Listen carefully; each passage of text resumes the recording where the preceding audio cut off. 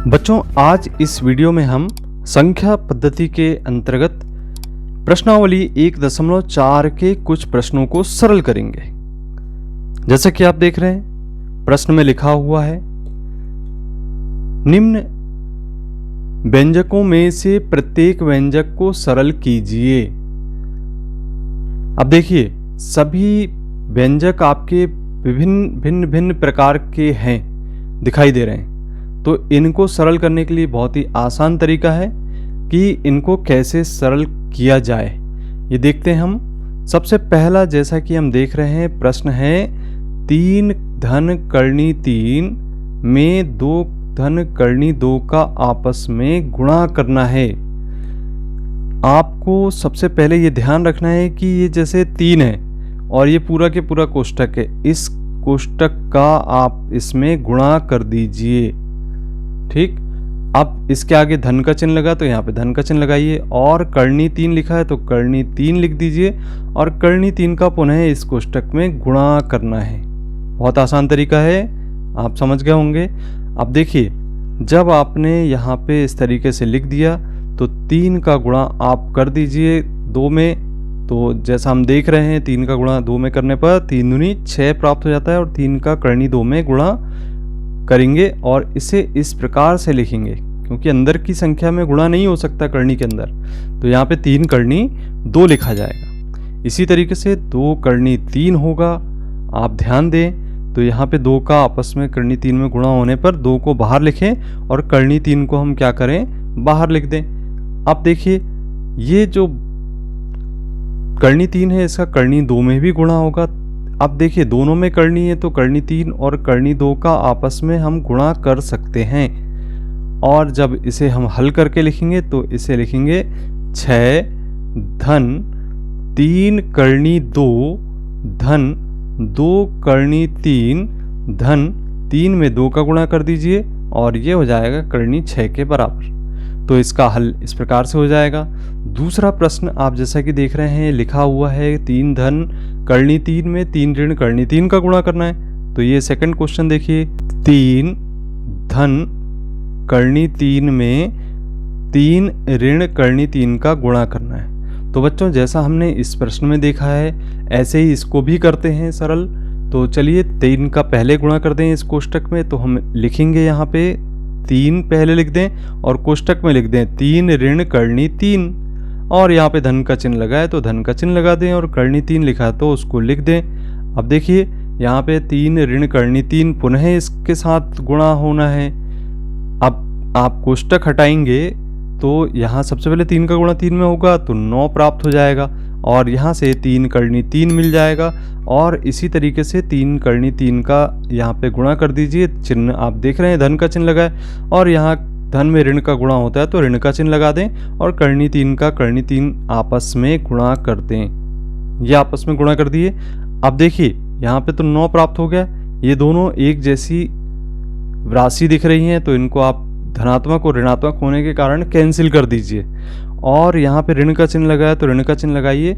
और अब देख रहे हैं हम 3 और 3 का जब आपस में गुणा होते हैं तो इससे हम लिख देते हैं 3 की घात 2, जैसा कि हमने पूर्व के वीडियो में आपको बताया है। ये देखिए, करनी 3 का करनी 3 में यदि गुणा होता है तो 3 की घात 2 लिखा जाता है, और यहाँ पे 3 की घात 2 को हम लिख सकते हैं करनी हटाकर 1/2, 2 से 2 को कैंसिल कर दीजिए, केवल 3 प्राप्त हो जाता है। यानी करनी 3 का करनी 3 में जब आपस में गुणा होता है तो करनी 3 हमें मिल जाता है, तो हम इसके स्थान पे केवल 3 लिख सकते हैं।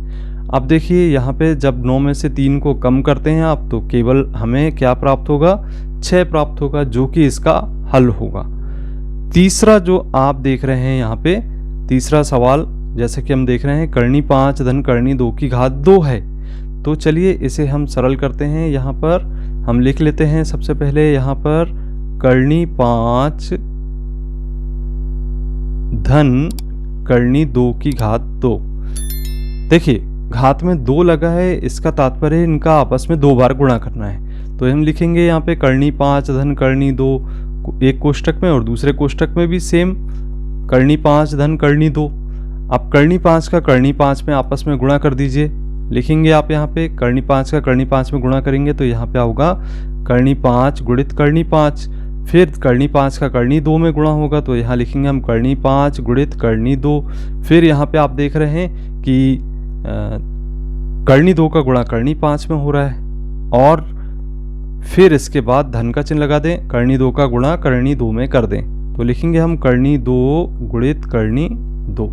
तो बच्चों इस तरीके से हमने लिख दिए हैं। अब आप इसको सरल कर दें। सरल करने के लिए आपको क्या करना है, इनको देखिए आप दोनों एक जैसे हैं, इसके स्थान पे केवल 5 लिख दें, ध्यान रखना है इसका। और इन संख्याओं का आपस में आप गुणा कर दें, तो 5 दूनी कितना हो जाएगा 10।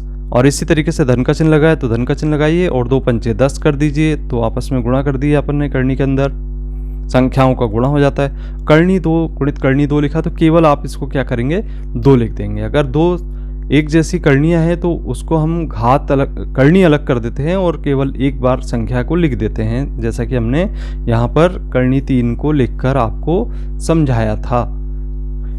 अब देखिए 5 में 2 जोड़ दीजिए, तो इस प्रकार से 7 प्राप्त हो जाता है। और कर्णी 10 एक जैसी कर्णियाँ हैं तो दोनों जुड़ जाएंगी, 1 और 1 2, अर्थात 2 कर्णी 10 हमें यहाँ पर प्राप्त हो जाता है। तो इस प्रकार से बच्चों इस प्रश्न का हल होता है 7 धन 2 कर्णी 10।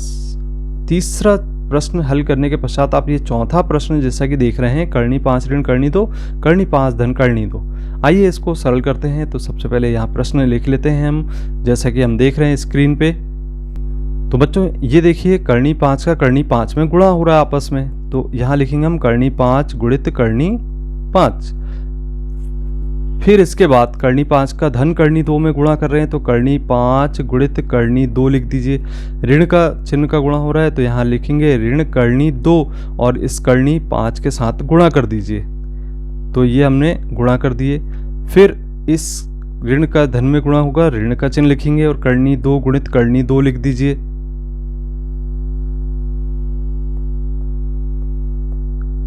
इस प्रकार से बच्चों जैसा कि हमने देखा कि ये हमने प्रसार कर दिए हैं। अब कर्णी 5 का जब आपस में गुणा होता है तो केवल 5 होता है, और यहाँ पे धन का चिन्ह लगाएंगे, कर्णी 5 में 2 का गुणा करेंगे तो कर्णी 10 मिल जाएगा, और कर्णी 2 का 5 में गुणा करेंगे, उसके आगे ऋण का चिन्ह है तो हम यहाँ पे लिखेंगे 2 पंचे 10, और कर्णी 2 का जब हम आपस में गुणा करते हैं तो केवल 2 प्राप्त हो जाता है।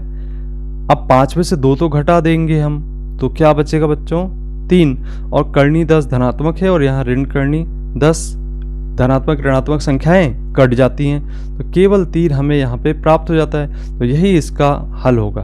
तो बच्चों इस प्रकार से आप प्रसार करते हुए इन प्रश्नों को ऐसा सरल कर सकते हैं और समझ सकते हैं कि किस प्रकार से इन प्रश्नों को हल किया जाना है। तो बच्चों कैसा लगा वीडियो?